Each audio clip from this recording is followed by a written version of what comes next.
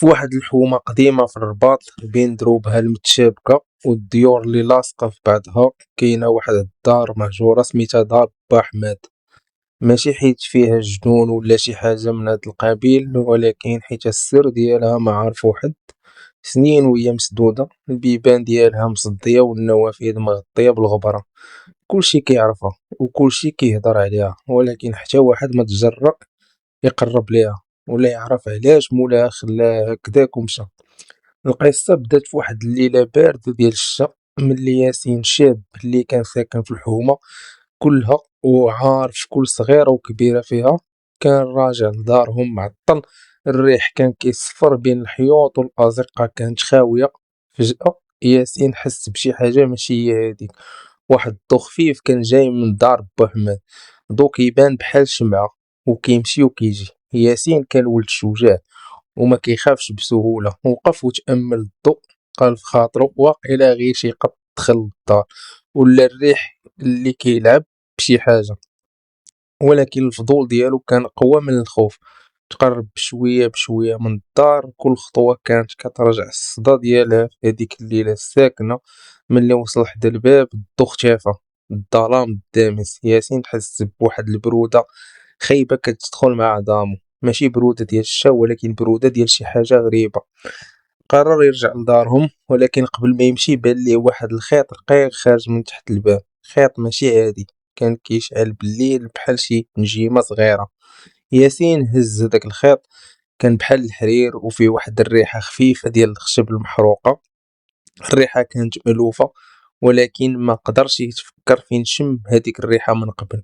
الصباح ياسين ورا الخيط لجداتو اللي كانت أكبر وحدة في الحومة وكتقول القصص القديمة. الجدة شافت الخيط بعينيها اللي شافو ودارت واحد النظرة غريبة. قالت ليه هاد الخيط كيشبه الخيوط اللي كانت كتصاوب بيهم ليلى الحوايج ديالها. ليلى كانت ساكنة في دار با حماد قبل ما تختفي سنين هادي. كانت فنانة كتصاوب لوحات وخياطة فنة وغزالة. الناس كانوا كيعتقدوا انها سافرات وما رجعاتش، ولكن حتى واحد ما عرف علاش ولا فين مشات. ياسين حس بالفضول ديالو بدا تيكبر، قرر يبحث في القصة ديال ليلى. بقى كيسول الجيران الكبار اللي عاودوا ليه قصص متفرقة على ليلى. كل قصة كتزيد الغموض. وحدة قالت بلي ليلى كانت عندها واحد المكتبة عامرة بالكتب القدام. واحد آخر قال ليه بلي كانت كتسهر الليل كامل كتصاوب شي حاجة في ديك الدار وكتخرج منها ريحة غريبة. واحد النهار ياسين قرر يرجع للدار بوحماد. في النهار هاد المرة كان معاه صاحبو أمين اللي كان كيقرا معاه في الجامعة وكيبغي المغامرات تا هو. الدار كانت كتبان عادية في النهار، ولكن ياسين بقى كيفكر وكيقول هداك الضو والخيط اللي لقاه ديالاش. بداو كيقلبوا على شي بلاصه، منين يدخلوا فعلا لقاو واحد النافذه صغيره محلوله من اللور.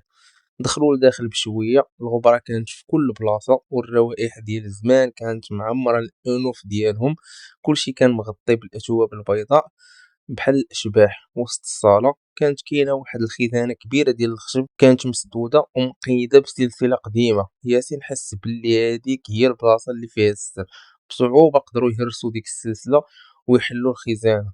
داخل الخزانة ما بقاو لا فلوس لا مجوهرات، لقاو صندوق خشبي صغير وفيه كراسة قديمة وريشة ديال الرسم وعلبة ديال الألوان. الكراسة كانت عامرة بالرسومات ورموز غريبة، مع كتاب صغير بخط يد ليلى. ما كانتش مذكرات ولكن كانت بحال شي رسائل مخفية، كل سطر كيحمل سر آخر. وسط الرسومات لقاو رسمة لواحد السيدة عينيها حزينة وفي يديها وردة نادرة. تحت الرسمة كانت كاينة واحد الجملة بالدارجة القديمة: السر ماشي في الضو اللي شفتو، السر في الحقيقة اللي ما شفتوهاش. ياسين وأمي بقاو كيشوفوا في الرسمة والكتابة محتارين. شكون هاد السيدة؟ شكون هي الحقيقة اللي ما شفناش؟ ولا شنا هي الحقيقة اللي ما شفناش؟ الغموض زاد والأسئلة كترات. هاد الكراسة محلات حتى لغز، بل زادت الغموض على غموض.